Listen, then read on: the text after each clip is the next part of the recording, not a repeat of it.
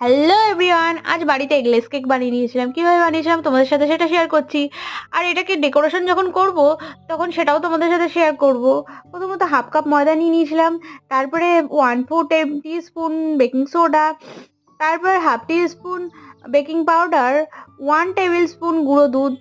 এই কটাকে সব মিশিয়ে নিয়েছি, তার সাথে 1 চিমটা লবণও দিয়েছিলাম। তারপর 60 ml রিফাইন অয়েলের সাথে 4 চামচ গুঁড়ো চিনি মিশিয়ে নিয়েছিলাম ভালো করে, তার মধ্যে ভ্যানিলা এসেন্স দিয়ে দিয়েছিলাম 10 ফোঁটা। তারপর আমার ঘরে যেই ফ্রুটসই থাকে আমি সেটা মিশিয়ে নিয়ে, আজকে ছিল মুসুম্বি, তো মুসুম্বির জুসটা আমি মিশিয়ে নিয়েছিলাম।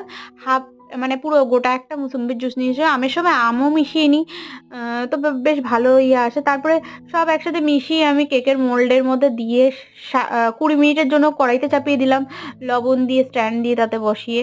তো 20 মিনিটে কেক রেডি।